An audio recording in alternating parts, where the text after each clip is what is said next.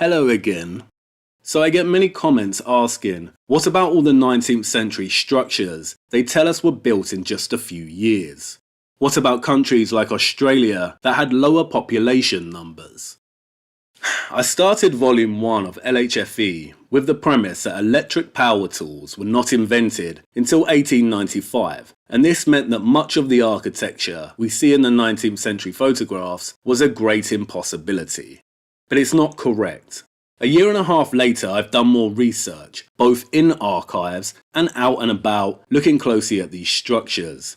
It started with Liverpool Cathedral, but it didn't stop there. And what I will show you now should provide a lot of clarity as to what's going on with these structures that were put up very quickly in the 19th century. This is a 19th century pumping station. On the outside, it's a nice building, but on the inside, it's a powerhouse.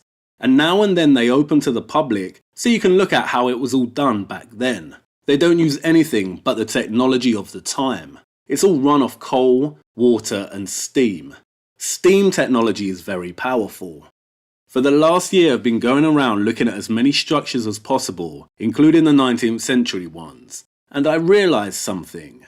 We've spoken about how, with stone work the traditional way, you can see traces of the chisel marks on the stone. The inconsistent strokes show that it was carved and finished by hand. Most of these 19th century structures, however, do not have these traces of the chisel used by hand. This is St Margaret's Church in Wales. It was constructed in 1860 and took 4 years from start to finish. Look closer at the masonry. Can you see it? Consistent, uniform markings. These are not the same markings we see on hand-carved stonemasonry. These are the markings of machine-cut and finished stone. So I needed to know, what machines? And this took me a while to find. Wikipedia was useless, but once I started looking in archives, I realised that there are so many old catalogues, journals, and accounts of the machinery they used. There are hundreds of pages detailing these machines. You can find old advertisements, patent details, and even photographs of abandoned machines. This is a catalogue from a company established in 1847, and it shows us that there were so many different types of stone cutters available, all a bit different, all belonging to different patents. Horizontal and circular sawing machines,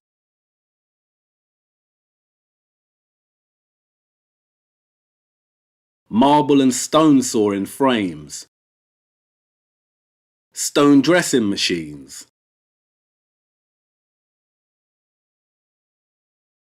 stone surfacing and rubbing machines, planing machines, rotary quarriers, chain drives to move the stone pieces from A to B, production line plans with overhead cranes in place. These were powered by steam, and in the catalogue they come with different options for different stone sizes. But the most important machines I found were the stone moulding ones. These machines worked to templates and could cut the stone to the exact shape desired. You can see how they'd work here. This was specifically designed to mould this shape. And there were lots of different types.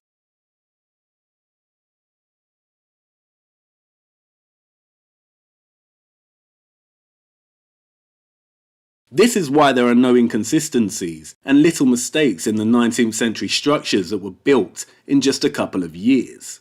Listen to what the catalogue says. The work is done not only a great deal faster, but much better than by hand. The lines are perfectly straight, the edges beautifully sharp, and if there are 100 pieces of one moulding to be worked, they will all be absolutely alike in section. A piece of stone, 5 feet long, can be cut from the rough and finished in an hour. This is how they did it at such pace, and why so many structures like this went up during the 19th century. With these machines cutting, moulding, and finishing the stone, it's no wonder these structures didn't take long to build. Not only that, but many 19th century edifices are facaded red brick structures. This would have reduced the construction time even more. And these machines are not just exclusive to cutting stone. There were hundreds of machines similar for working wood. And look, a variety of machine tunnelers.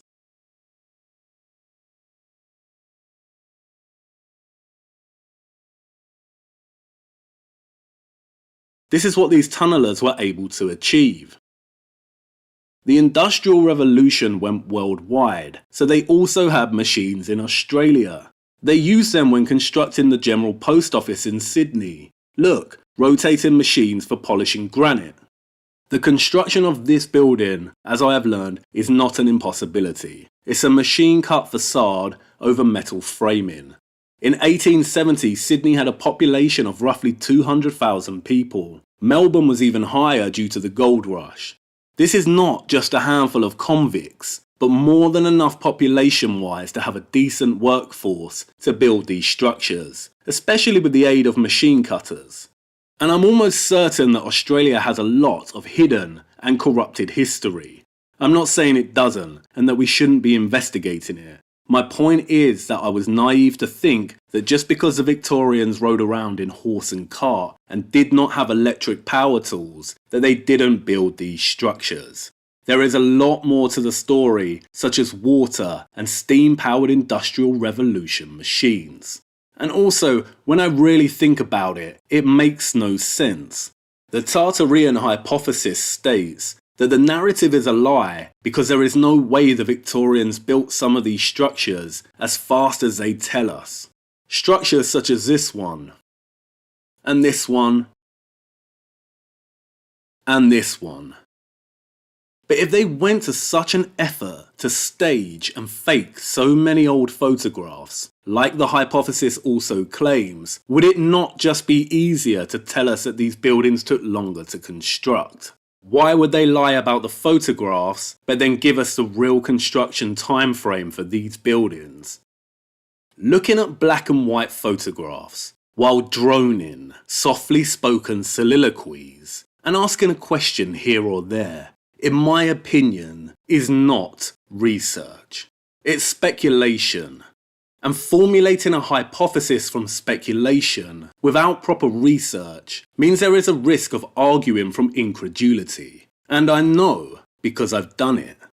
I don't think these structures were impossible for the Victorians anymore. It's all in the archives, and the stone itself is not lying.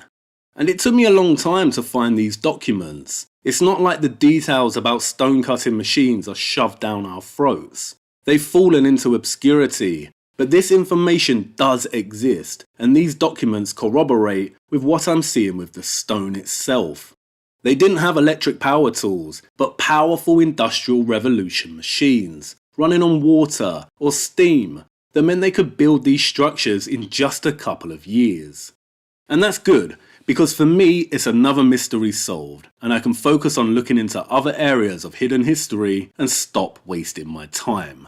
Oh, and by the way, I also underestimated horsepower. Horses can pull very heavy loads, as I've come to learn, and some communities actually used to use horses to move home. And funnily enough, they still do it today. I have a lot more short videos like this to come, both on this topic and others, so keep an eye out. But I will also be putting something out explaining how debunking the Tartaria hypothesis is actually helping me work out where potential historical fabrication has occurred. Keep safe and well, and have a good day.